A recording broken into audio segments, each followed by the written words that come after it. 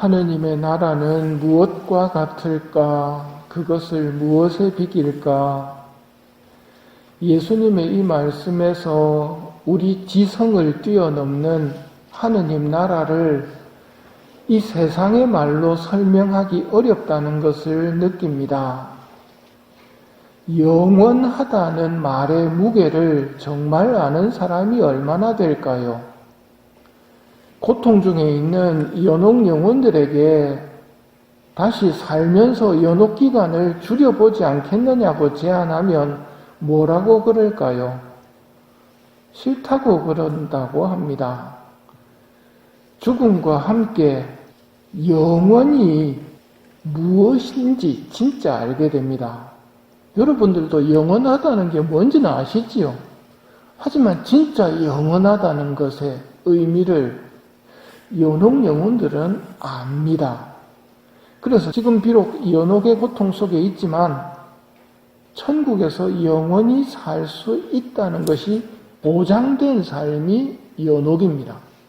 그래서 연옥 고통 속에 있으면 반드시 천국이 옵니다. 천국 들어갈 날이. 그런데 다시 지상에서의 삶을 선택하는 것은 천국과 지옥의 가능성이 다 열리는 겁니다. 1%라도 지옥의 가능성이 있는 지상의 삶을 거절하는 겁니다.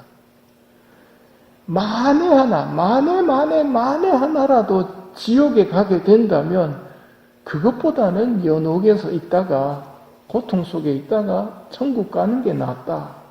왜 그렇게 결정하느냐 하면 영원하다는 것이 무엇인지 진짜 알기 때문입니다. 만일 우리가 연옥 영혼들처럼 영원에 대해서 안다면 삶이 확 바뀔 겁니다. 지금 삶에 따라서 영원의 상태가 결정되기 때문입니다. 하느님의 나라는 무엇과 같을까? 그것을 무엇에 비길까? 하느님의 나라는 겨자씨와 같다. 어떤 사람이 겨자씨를 자기 정원에 심었더니 자라서 나무가 되어 하늘의 새들이 그 가지에 깃들였다. 씨를 보면서 낙낙장송을 생각할 수 있을까요? 예수님께서도 세상의 언어로는 그걸 설명하기가 어렵기 때문에 고민을 하십니다. 무엇과 같을까? 무엇에 비길까? 순간의 선택이 10년을 좌우합니다. 옛날에 텔레비 선전이었습니다. 10년이라는 시간을 긴 시간이라고 생각하고 만든 광고 문구였습니다. 30년이라는 시간, 긴 시간이지요. 50년, 100년.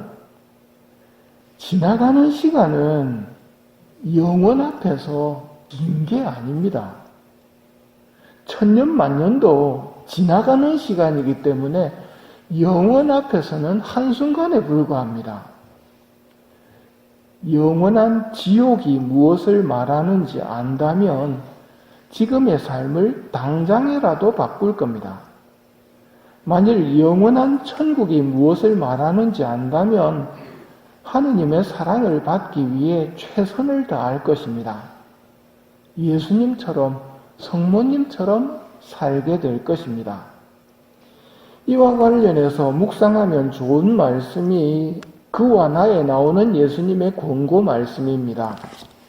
예수님께서 말씀하십니다. 너와 내 이웃은 하느님께 아무런 도움이 되지 않는 쓸데없는 생각을 그만두고 사랑 어린 흔숭, 하느님 나라에 대한 희망, 형제들의 구원을 생각하여라 하고 말씀하십니다.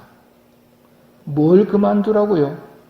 하느님께 아무런 도움이 되지 않는 쓸데없는 생각들, 쓸데없는 것들을 그만두라고 그랬습니다. 왜냐하면 영원한 세상에서는 쓸데없는 것들이 아무 소용이 없거든요.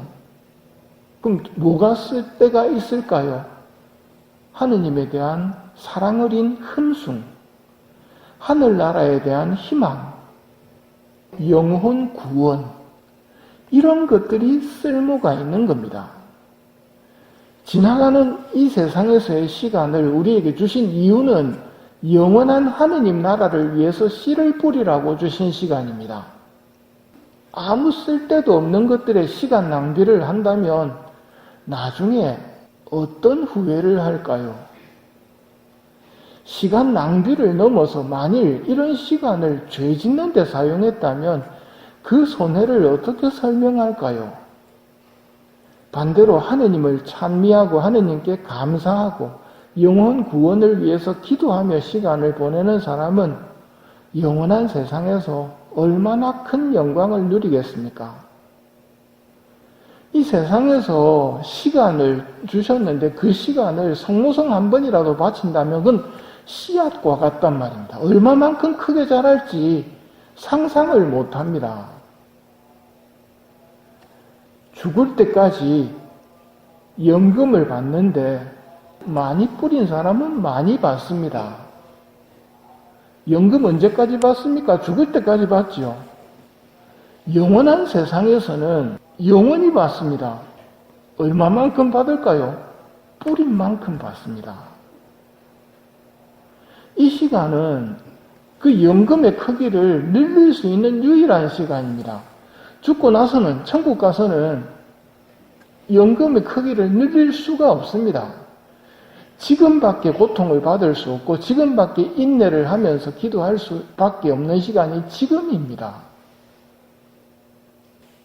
파우스티나 수녀님의 체험입니다. 저녁에 묵주기도를 하며 정원을 거닐다가 수도원 묘지에 다다랐다. 옛날에는 수녀님들 돌아가시면 수도원 안에 묻혔습니다. 그래서 수도원 안에 보통 묘지가 있습니다. 마음속으로 당신들은 무척 행복하시지요? 하고 물었다. 그때 이런 말이 들렸다. 우리는 우리가 하느님의 뜻을 수행한 그만큼 행복합니다. 하느님의 뜻을 수행한 만큼 행복하다는 말입니다. 파우스티나 수녀님이 우리는 우리가 하느님의 뜻을 수행한 그만큼 행복합니다 하는 말을 들은 그날 저녁 자리에 누웠는데 어떤 영혼이 나를 깨웠다. 그리고 자기를 위해 기도해달라고 청했다. 나는 그가 누군지 물어보고 싶었지만 그 호기심을 억제하고 이 작은 인내를 기도에 결합시켜 그를 위해 봉헌했다.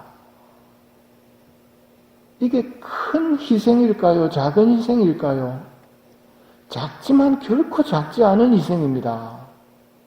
수녀님이 뭘 억제했다고요? 누구세요? 하고 묻고 싶었던 겁니다. 몇 년 전에 돌아가셨던 수녀님인지 궁금했을 거 아닙니까?